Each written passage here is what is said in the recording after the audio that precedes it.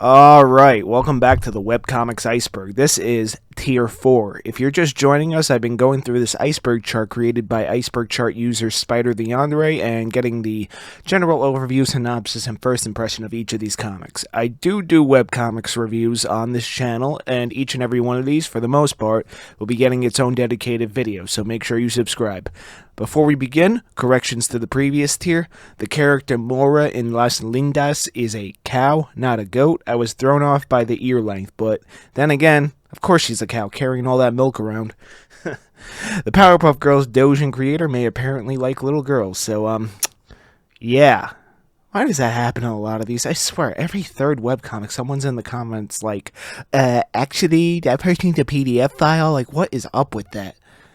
Oh, you guys don't gotta worry about me. I've always liked older women. Anyway, lastly, Nintendo fanboys are still cringe. Okay, without further ado, let's begin. Tier 4. Hopefully it won't be too controversial. Stonetoss. Oh, god damn it. Stonetoss is an artist that I actually already spoke about in the Dark, Weird, and Controversial Artists Iceberg series. The long and the short of it, he makes right-wing comedy strips. He's considered a bit controversial because some of his takes would actually be considered far or alt-right. These phrases get thrown around like they're going out of style, but approaching things from a middle ground point of view, yeah, this guy is actually far-right. He also really seems to hate Jews and black people, so yeah, that's definitely far-right. I'll look at his stuff someday. Some of his strips, admittedly, I do find kind of funny. Usually when he does those non-political ones. Although some of the political ones do get a giggle out of me every now and again. Not really the biggest fan of that art style, but it's a style for sure. At a certain point, he decided to hide Among Us characters in his strips for some reason. And there was also the doxing incident, where this guy, who most people, regardless of politics, would think condones white supremacy, turned out to be a chubby Latino. Kinda strange, yeah? The history of Stonetoss is a rather controversial and very political thing to cover. I'll look at the comics eventually, but considering the tensions here in America and the majority of my audience being American, I'll have to be careful of that script. I always try to sidestep politics when they come up, which unfortunately they seem to do a lot these days, as I have no intentions to get involved in all that. Like, I pay attention and I got my views, sure, but honestly, most of it is just a waste of life. I'd rather just do my art and my videos in peace, dude, you know? Like, get a hobby, man. It's better than protesting all day. I'd recommend drawing. Okay, here's hoping the next one isn't too spicy. Natty. Based on that title, I think this is gonna be about bodybuilding. Okay, let's look it up. Alright. Oh boy. I think I just stepped on a landmine. This has got to be a troll. Please tell me it's a troll. Well, this one just got promoted to the next episode. Well, episode after next of Infamous Webcomics. It's just, wow. Okay. Wow. Synopsis from the Bad Webcomics Wiki, because that's the second thing that came up on a Google search. That's never a good sign when looking one of these up, but after taking a peek at the first few strips, it's a pretty accurate description. Firstly, this is apparently a spin-off of a comic called Little Boy's Room. I'll check that one out when I get around to doing the Infamous Webcomics episode on this one, but it's a story by a guy named Stephen Winchell, and the Bad Webcomics Wiki states, quote, "This webcomic looks like it is drawn by a teenage edgelord, but in fact the author is a 31-year-old man. What is his motive for doing this webcomic? Evidently is to show what a white knight he is to the world, supposedly standing up for women oppressed and harassed by privileged males. If I were a woman, I would find the author's attitude patronizing." And that pretty much hits the nail on the head. It's pretty fucking bad, to be blunt. To the point, I really do think this is a troll, but these days, people are nuts, especially when it comes to politicized content, so who knows. I'll save my thoughts for an upcoming Infamous Webcomics episode, but we got some reviews on the Internet Archive here. Let's read them. Anonymous2045 says, I'm glad Windchill stopped Natty Comics. Natty and her family sucks. Windchill says Natty is undermined, underpaid, and underappreciated, but I can hardly sympathize with her. She kills/attacks every white man for the littlest of things like having an opinion. Natty wants to preach about creepy white men, and then she kidnapped a baby. The last time I saw a fictional character taking someone's children, he got a punch in the face and a restraining order. On the topic of preaching, she never mentioned R. Kelly or Bill Cosby. Most of the victims are white men. If Natty didn't have Mary Sue powers, she would break down crying over the littlest of things. She is not a strong woman, she's pathetic. Newsflash, feminists, giving a woman superpowers or muscles doesn't make a stronger, likable character. She is the equivalent of a kid with a gun. Honeycomb is a fat Natty that loves cooks. Norma is a commie scum that needs to go to Cuba and experience the reality of communism. Windshell, stop being a white guilt cuck. Okay, Garg here says no. Wandingo here says, fuck you, anonymous, Natty kicks ass. Well, those were certainly reviews. Not sure where the white guilt thing came from. I read, I'd say, the first 20 strips because they're at the very least laid out in a legible fashion. I'll give them that. They're pretty quick reads, but not one single word on race. Perhaps Anonymous 2045 is reading too much into it.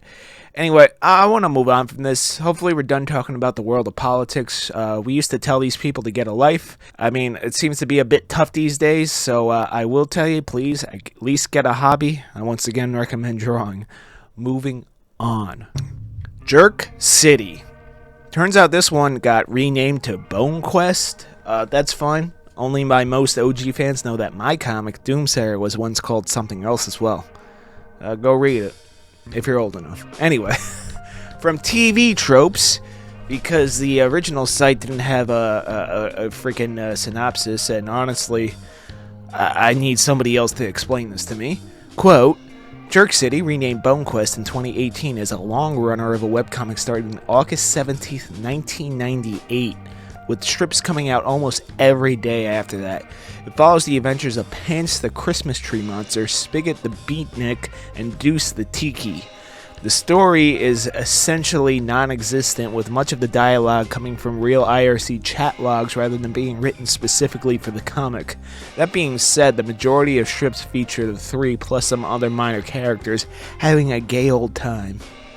No, not safe for work. Yeah, I can't seem to find the full team of creators, but a wiki article says it was co-created by a dude named Michael Lopp. And who was the other guy? Or girl? Or they, them, or whatever, who cares? Like, who was the other person? Who was the other person? I can't find it. I don't know what. Anyway, after reading a few strips, yeah, it just doesn't make any sense. Everything about it is incomprehensible, clearly by design. The dialogue has no rhyme or reason. There's recycled assets in the art. This is kind of like dinosaur comics, but without coherence and slightly better art. I don't really like it. This comic has somehow been running daily since 1998. Holy shit, dude. That's so many strips. That's so many strips. This fucker is longer than One Piece. Nah, too long. Disqualified from review. It also just doesn't make sense. So how would I review that? Something like Sonichu didn't make sense, but there was an attempt at a plot. My brain hurts trying to figure this one out. Maybe I'm stupid? Probably. Let's see if we can find reviews. Well, Bone Quest reviews in the search bar brings up a different story, and Jerkcity brings up a Jamaican restaurant in Brooklyn. Maybe I'll check it out if I'm ever in Brooklyn in the future. Any of my fellow New Yorkers ever eat there? Any good? Anyway, this one was a mess. Let's move on. Kevin and Kell.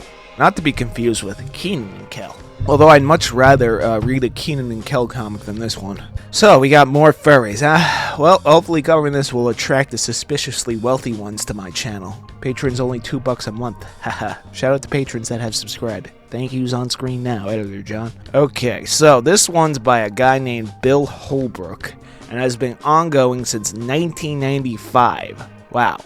That's even longer than Jerkcity, damn. I applaud the commitment. Let's see if we can find a good synopsis. Alright, so there is a synopsis on the official website, but it's a goddamn dissertation. I ain't reading all that. Your synopsis should be one single paragraph, 2 max. Okay? Any more and it's gonna look like a lore dump. Just give us the gist, you know? Like, let me know what I'm in for. Anyway, from Wikipedia, quote, the strip centers on the mixed marriage between Kevin Dewclaw, a rabbit, and Kell Dewclaw, a gray wolf. In their society, their major difference is their diet. Kevin is a herbivore and Kell is a carnivore. Their family includes 3 children. Lindisfarne, a hedgehog adopted from Kevin's first marriage, Rudy, a wolf-fox hybrid from Kell's first marriage, and their only biological child, Coney, an omnivorous rabbit. The comic's plot revolves around species-related humor, satire, and interpersonal conflict. Is this the plot of Zootopia? I mean, I'm only familiar with the abortion comic, but I'm pretty sure that's the plot of Zootopia. More or less. Wonder if Holbrook sued. Also, why is it always a rabbit and a wolf? Beastars, too. Anyway, let's get a first impression. Alright, so, after reading the first few strips, it put me to sleep. The earlier strips are in black and white, and I actually prefer that, but the story is what one would call fluff. It's not doing it for me, and because of its overwhelming length, I'm not so sure if I'm going to do a full review. Inoffensive is the best word I could use to describe this. Check it out if you're looking for something like that. Just use an ad blocker if you visit the actual site, because I think I need a scan for viruses and adware now. Yeah, I notice a lot of these legacy comics that started in the early 2000s or 90s usually have a problem with that. Anyway, speaking of reviews, let's see if we can find some. Well, there's only one review sitting at 4 stars, but the majority of ratings seem to have given it 3 stars. But that review said, quote, from Hannah Bellier. Okay, what anime girl is that? I have no idea. Kevin and Kell are considered an oddity, married despite being a rabbit and a wolf on opposite sides of the pecking order.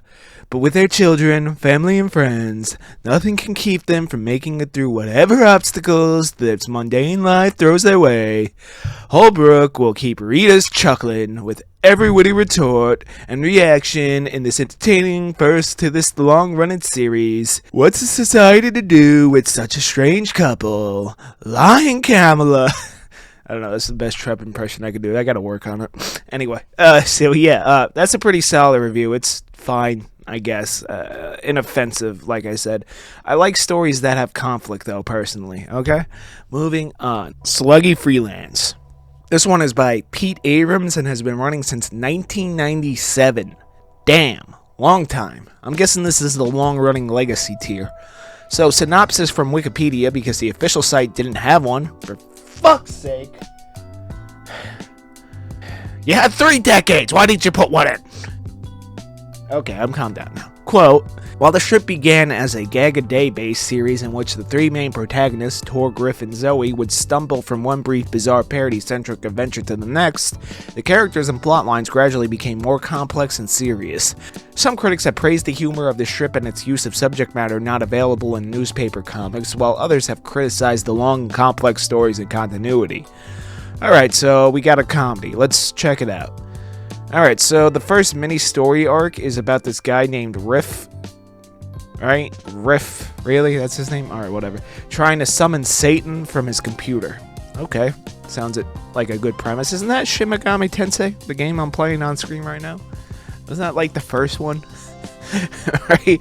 Anyway, some Archangel comes along and they're deadlocked in a Quake deathmatch. That's right. Quake. Not Quake 2. That's how old this is. And Riff gets the devil out of his computer by inserting an Alanis Morissette CD. This is 90s boomer humor, isn't it? It feels incredibly dated because of all the real-world references, because, well, it is dated. Not sure if Abrams planned on it for going on as long as it did. It's fine, I guess, but its age is showing a lot. The art's serviceable enough. It's okay. I call it okay. Better than a lot of the other really old webcomics I've checked out. Let's check out the reviews. Top positive review. CJ, It's Only a Paper Moon, says, I allowed Sluggy on accident. I left Sluggy because it became too much to read on the internet. All of Sluggy in between, I miss Sluggy smiley face. If you got a chance to go back and read the first adventures, you will find a wonderful funny blend of sci-fi geekdom. If you can't get into the plot, there's always a homicidal bunny. Winky smiling. Oh my god. I should note that review was posted in 2010. Top negative review. Very uneven. The best bits are okay. The worst bits are terrible. Very little sign of the bright future ahead. But then back in 1997, it must have been difficult to imagine anything meaningful about the future of webcomics. Anyway, I don't have a review for the book itself, but I reviewed the first 3 books together over here on my blog. Yeah, okay, I'm not going to click on that. I'm going to have to agree with Wastrel here. It's really just dated. Maybe if I read it way back, I'd have different thoughts, and maybe the story gets better. Who knows? Probably someone who read the whole thing. That's who. Anywho, shall we move on? Wait, before we do, did you know 90% of you aren't subscribed? 90. Guys, what the fuck? If you don't subscribe, I'll come to your house and shit on your carpet. So do it now. Man, I have hardwood floors. Well, then I'll call up your local carpenter, have them install wall-to-wall carpet, and drop a big log on it. But not in the middle. In the, little crevice between the floor and the wall where no matter how many times you pass the vacuum cleaner, you're always going to get that little line of dust. Unless you have one of those fancy good suck vacuums. So, yeah. Please subscribe. I'd appreciate that. Alright. Let's see if the threatened potential subscribers method works. Let's move on. Law for kids. Oh boy, first result is the bad webcomics wiki. Man, those guys are the real MVP of this iceberg. So, this was made by Arizona law enforcement in 1997. Yeah, like the state of Arizona. What is this? Looking at a few of these strips, the BBW. No, not that one. That's, we don't like that here. Looking at a few of these strips, the BWW story synopsis is pretty accurate. Quote, each comic page is a self-contained story that informs you about each law in Arizona and the consequences of breaking those laws. At least that's what they're trying to do. Half the time I have no idea what the fuck is happening. When it comes to telling a story with the comic, you gotta make sure people understand just what is happening. To do this, you need to show the most important actions that are taking place. However, in the comic's second panel, we have no indication as to whether or not those two are really driving aside from the boy's hands on the wheel. There's no indication as to who truly owns the vehicle either. A little exposition can actually help short comics like this, so long as it's not a gigantic info dump and walls of text a la Tim Buckley. Yeah, so they're talking about this first strip right here, and I looked at this, and to give you an idea of just how bizarre this comic is, I will do a read-through / narration of the first strip. Alright, so we got these two, I guess, teenagers here? I don't know, they could be young adults. Let's see, this girl says, "Cool car, let's take a ride." They're in the car, right? Then the cops show up. The girl says, "But I wasn't driving." And the cop says, "Even the passenger gets in trouble." And that's it. That's the whole strip. There's no indication that the driver's drunk, maybe, or there's no license, or anything. Why is the passenger getting in trouble too? What even was this, dude? This definitely got bumped up on the list. I am, however, having a hard time finding a full archive of it, so I'll have to fidget with the Wayback Machine for that inevitable video. I'm also having a hard time finding reviews, so we're just going to move on for now. But this definitely has piqued my interest. I'll review this one sooner than later. Speaking of stuff I've already reviewed, Moon Over June. Sorry, I just had a flashback. Moon Over June is bad. It's really bad. I'm turning that one review I did for it into a trilogy. Check out that video for my review for the first third of the story, but if you don't want to, the abridged version is as follows. Okay, so Moon Over June is a story by someone using the alias Woke Girl. That's W-O-C, not W-O-K-E, for those just listening. It's been running since 2007. This is an adults-only comic about a lesbian couple, Hatsuki, and human garbage Summer. Hatsuki is an adult film star and Summer is a gynecologist. They are both sex addicts that live together in a very progressive neighborhood. These two are horrible people with no consideration for others and both decide to take on the role of motherhood. While it's obviously a recipe for disaster and it's advertised as more of a comedy slice of life with gooner bits in it, not a single character in it is fleshed out at all. Summer hates men and Hatsuki is a raging whore. That's it. For 17 years. Also, introducing children in an adult comic like this is highly suspicious, woke girl. It's god-awful and the art is grotesque and somehow gets progressively worse. It's honestly the third worst thing I ever read on this channel. Lightbringer was better than this. Don't read it. Or do. I'm not your dad, whatever. Next, comic. Re-Nightmare.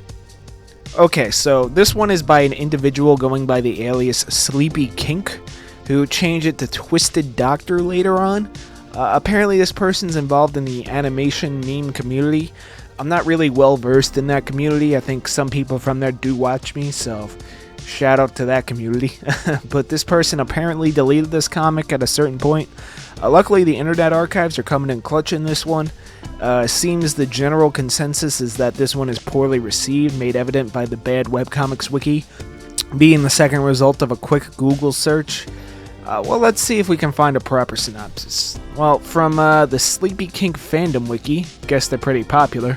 When are we gonna get a John wiki, huh? I wonder what people would say about me on there, huh? Anyway, quote, Re-Nightmare has little to no plot considering it's undone and most plotlines were never explored outside of Skrill's mind. The comic bounces around a lot and there are missing pages. So we got another non-sequitur nonsense comic like Bone Quest, huh? Well, maybe it'll be better than what I'm seeing on the BWW. So it doesn't make sense and it's all over the place. So that much is true. It's about these chibi furry people. I'm just mostly confused by the attempt at the story here. The art itself is kind of cute. I don't dislike that aspect. It's just kind of a mess in terms of attempting a story. I don't know what's up with some of these webcomic creators just creating bizarre nonsense comics like Dinosaur Comics or Bone Quest. Webcomics are meant to be read. I guess there's a chance they were trying to be experimental, but personally I like it when there's actually a narrative, you know, in sequential art. You know, keyword being sequential. I don't know, I might not revisit this one for a long while, to be honest. As for the reviews, there's a few Reddit and Tumblr posts about it, but no actual reviews, so for now, I'll just move on to the next entry. Dresden Codak. Weirdly enough, the first fill-in from Google after the title was trans, and I thought, uh-oh, is this going to be political again? Because for some reason that's a political issue, but no, the author's just transgender. Big whoop. Some people are trans. Get over it. I don't really see why it's a big deal. Anyway, the author of Dresden Codak is A. Senna Diaz, just going by Sen, and she has been working on the comic since 2005. Damn, 20 years. Congrats. Firstly, the art is absolutely fantastic. Like, goddamn, the art is good. Okay, as for the synopsis, it seems Sen has created a universe and that there are 3 separate stories taking place. To quote her own website, Dark Science. Scientist Chemical Ross has a problem. Her money's gone and a bank exploded her house. The banks explode houses now? I guess this is like near future. That's kind of cool. You owe the bank money to blow up your house. They don't seize it. They fucking destroy it. That's extreme. Anyway, with no place else to go, she travels to Nephalopolis, the city of giants, built from the ruins of an ancient war and a fading memory of tomorrow. Follow our cyborg hero as she attempts to survive the bureaucratic behemoth with a little help from her friends. And what exactly is Dark Science anyway? Start at page 1. Hob, time traveler sure are a handful, huh? How will science doer Chemical Ross deal with the imminent technological singularity? And how will the Tokamak twins deal with her? Start at page 1. Hob is Dresden Codak's first long-form story running from 2007 to 2008. Like what you see, look at it again in book form. Okay, I guess she's got books.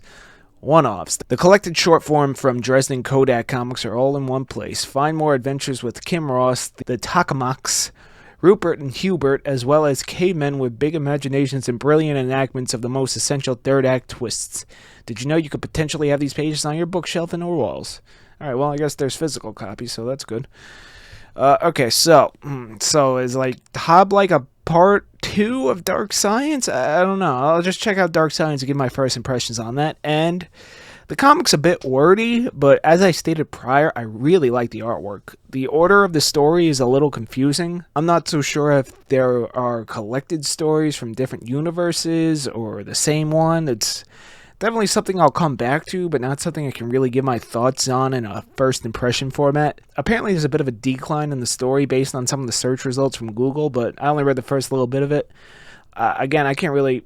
This is one of those stories where I gotta read more of it to actually give you a proper, first impression. Let's see what people who read a bit more of it did have to say. Top positive review. John says...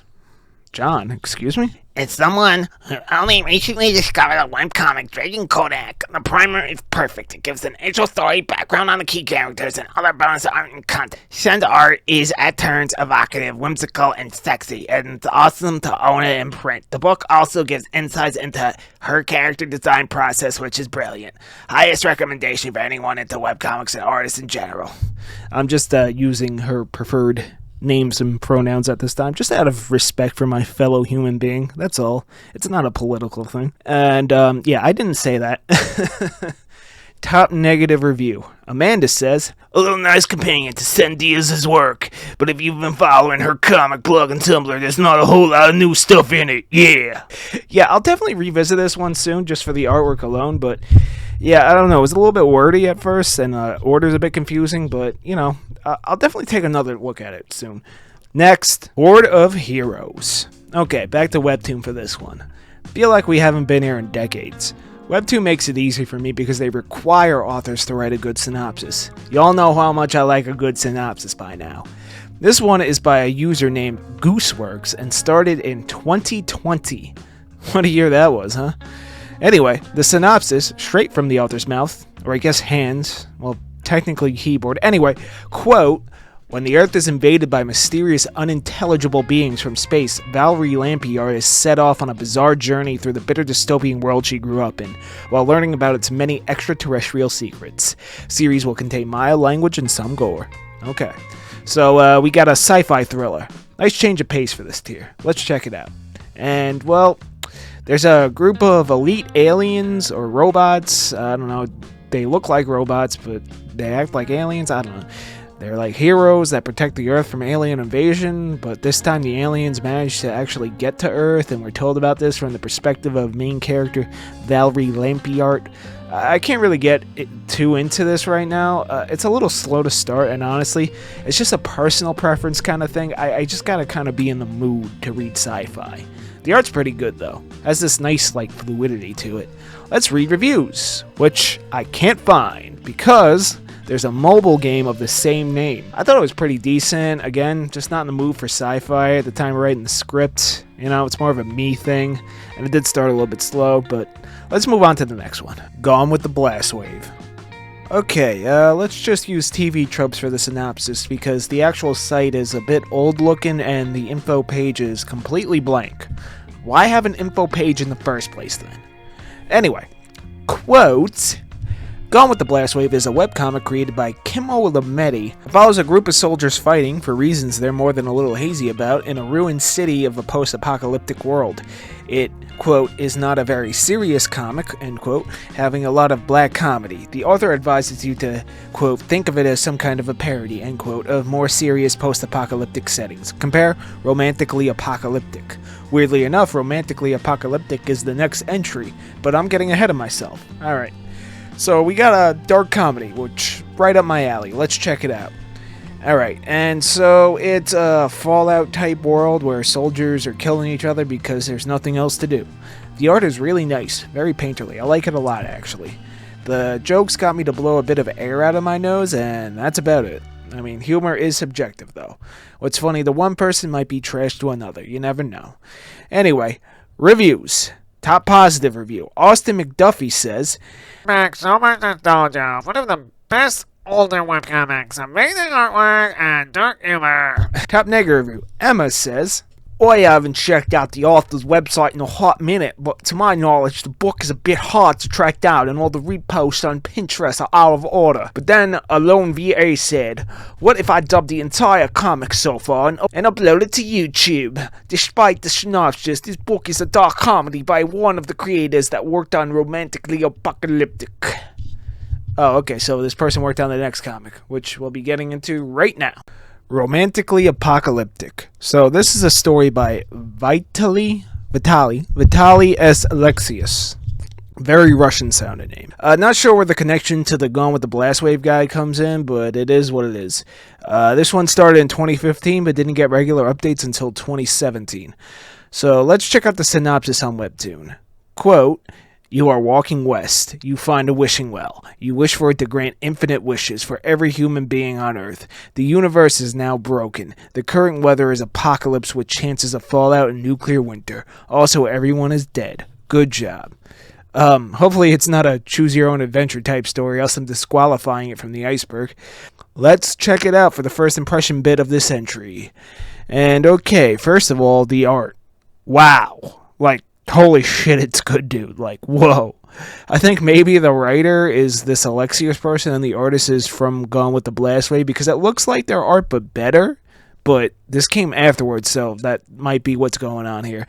I don't know. Maybe someone can tell me the lore in the comments section.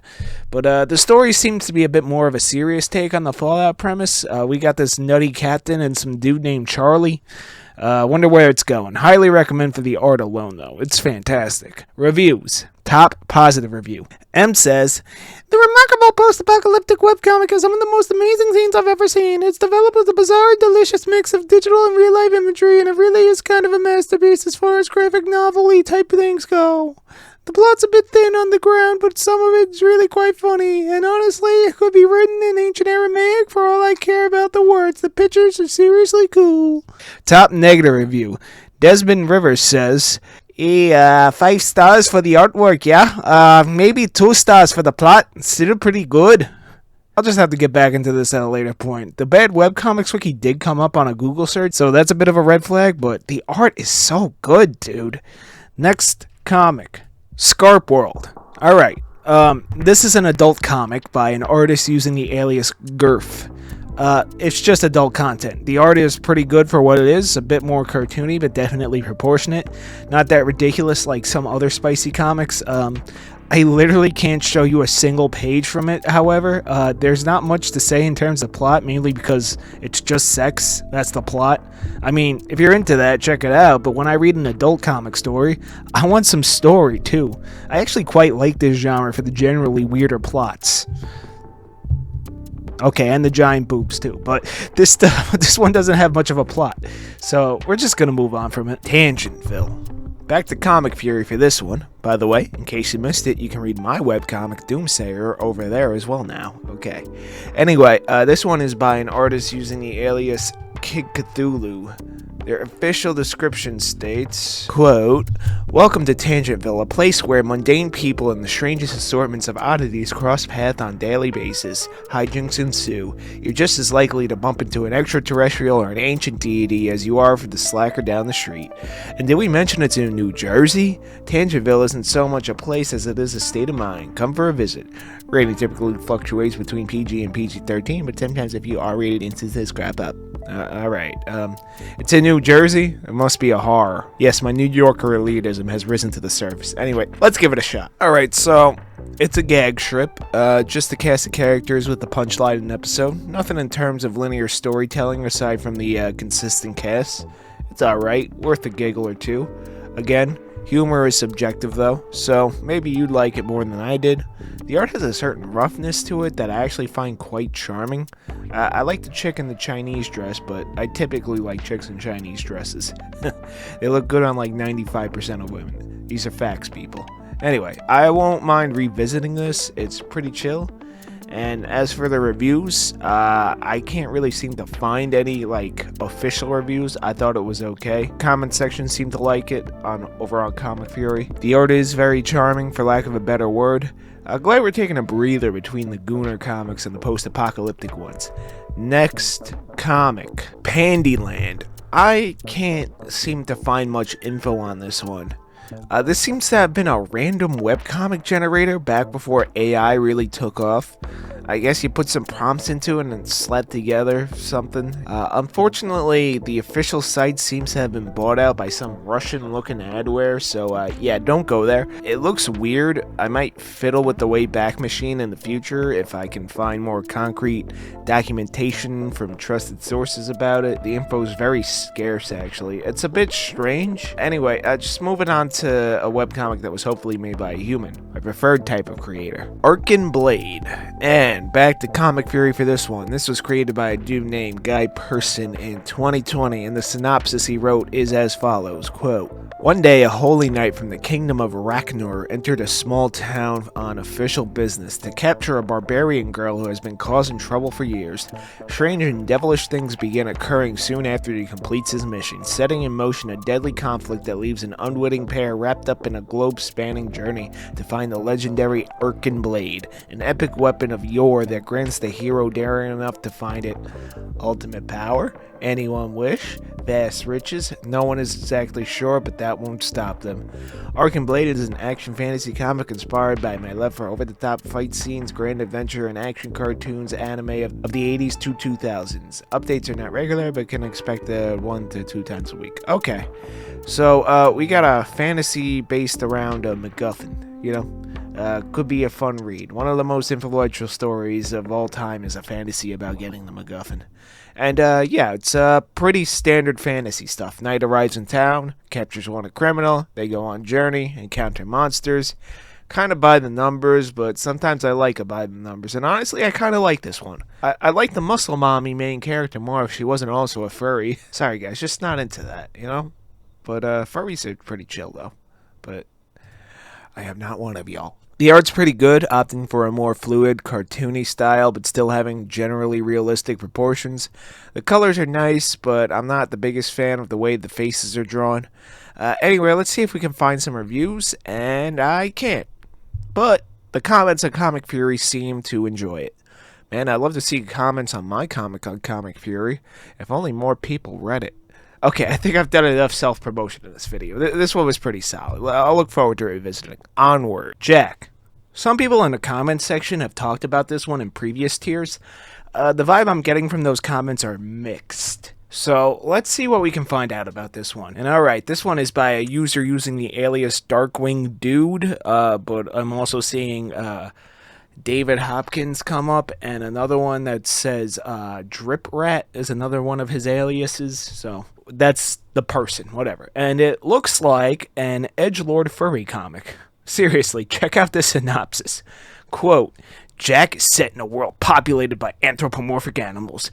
Jack focuses on its title character, a wizened green rabbit who lives in hell. He is the embodiment of the deadly sin Wrath, whose punishment is being the Grim Reaper." Comic created by David Hopkins. Jesus Christ, sounds edgier than Shadow the fucking Hedgehog. Is this Hopkins character 16? I don't want to bully children, that's not cool. But, wow, alright. Alright. Edginess aside, let's give it a shot. And, yeah, I can't get into this. It really is try-hard edgelordy as I anticipated. And, sure, I don't mind some edginess in my comics. One might call Berserk, my favorite manga of all time, a bit edgy. Or one might deem my own comic edgy. But this one kind of feels like something I would scribble on the back of my homework when I was 15 years old, you know? Art's pretty good though, I think, you know, and jumping ahead, it does get a bit better. Definitely not world-class stuff, but it's got a style, and I can see people enjoying it. I do think he's scanning these in at kind of a low resolution, because there's a bit of artifacting on some of these pages, but I don't know, it's just too try-hard edgelordy for me, you know? As for reviews, the Bad Webcomics Wiki does come up pretty early on in a Google search. It's not for me. I think the comments I saw about it were generally mixed. I don't know, maybe if I read it when I was 13, I'd think it was the coolest thing ever, but I'm a grown-ass man. It just kind of feels cringe to me. Next, Cryptidia. Alright, we got another Comic Fury one, and this one is by a user under the name of Microraptor. There's actually a Dutch translation of it available as well. Pretty cool.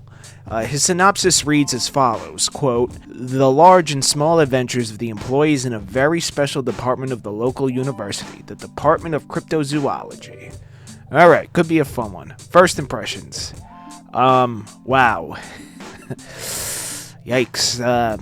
The art is really rough. It kind of looks like Lightbringer. But, hey, we all gotta start somewhere. Honestly, I can't stomach this one right now. There are walls of text, poor layouts, rough art, and character designs. Honestly, going through this tier, there have been a lot of stinkers, and honestly, I can't really take it anymore. I'm glad we're almost done. Now, this isn't me telling this user to give up. No, of course not. I admire the passion of creating something like this. Despite it being of generally low quality, there's still a lot of heart to this. It's just rough, man. On the off chance this person does come across this video, anatomy and perspective, dude. Those are the two things that need to be studied the most. There's also some composition work that could be done, but he's got the general idea. I'm always trying to look for positives in the world's most infamous webcomics. Hell, I even said in the Bench Tales reviews that at least the art was consistent. Right? Even in that one I found some positives. And this one needs a bit of work. Keep at it. But also maybe edit the dialogue down a bit. Alright, reviews? Nope, not seeing any. This one has a long way to go. Hopefully the author will keep working at it, because comparing the first page to the latest, there is definitely improvement, but there is still work to be done. I feel bad, I kind of tore this one apart. Hey, it's better than Sonichu at least. Next comic. Ghostblade. Willop made a webcomic? The Willop? The art god of legend Willop? One of the guys that comes up when people are looking for the greatest digital artist of the modern era? Seriously? And I had no idea? Well, let's see if he writes as good as he draws. Synopsis. Quote, long, long ago in Neraland, the pious human built a great tower to show the respect to the goddess Nera. Goddess Nera was deeply moved by human piety. To reward them, she opened a door at the top of the tower. This ethereal door connected to another world. It was known as Heaven Eye. However what? That synopsis was super vague, and there was a typo. Oh boy, let's hope the actual meat and potatoes of the story are as good as his art. Okay, well, I have to read in the first little bit. The art is magnificent. That is an objective fact. Unfortunately, Willop decided to front-load this with a lore dump. There are 2 chapters of it, the minimum I read for a first impression, and I still don't know which character I should be dubbing as the protagonist. Characters first, lore second. This was the same problem I had with Kill 6 Billion Demons. There's too much world building at the front. I will repeat my piece of advice I said earlier on in this series. Build your world slowly. Your character should take precedence over stuff like history and magic systems. I'll probably take another look at this just for the art, but the story feels a little generic fantasy, demons versus angels kind of vibes. Well, there haven't been demons yet, and technically they're not really angels. They're an advanced species that used to live in harmony with the humans, but then there was a falling out, then 200 years passed, and notice how I still haven't named a single character? Neither did Willop. Okay, well, he named the Queen Angel or whatever, but she's not even in the story. Characters first, lore second. Let's see the reviews. Well, there are only 3 reviews on Goodreads, and they're all generally positive. I will say again, the art is phenomenal. The art is so good, but the story definitely leaves something to be desired. Great art can only take you so far. The real reason a lot of us still hold something like Berserk up as so great is not just the art, but the amazing story, too. Ghostblade only has one of these 2 elements. Moving on. How to be a werewolf. Alright, this one is by a dude named Sean Lenore. I bet it's about vampires. Let's read the synopsis. Thank you for having a synopsis, by the way. Quote, about.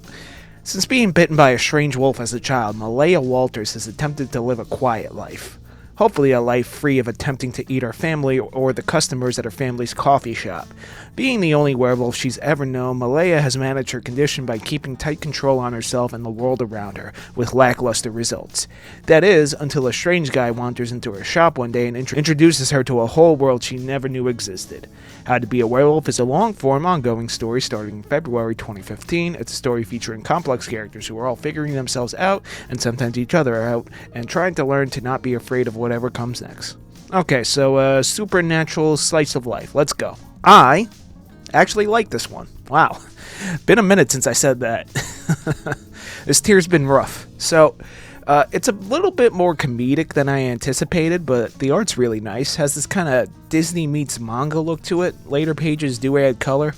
It's about this Malaya character, or Malaya, I'm not sure how you pronounce that, working at the coffee shop dealing with her werewolf stuff. Just as the synopsis said. Haven't gotten too far into it, but I do like the characters. Oh, see that, Willop? See how actually putting characters first works? Alright, I'm just throwing shade because I don't think I'll ever be able to draw as good as Willop. But back to this story. This one's fun. Let's see if there are reviews. Top positive review. Nikki says, the behemoth theme, very fanfiction you can find on Tumblr. That's in no way the story. Sean's characters are so well rounded, the art is spectacular, and the plot is paced so nicely. I thoroughly enjoy it. Top negative review. There aren't any.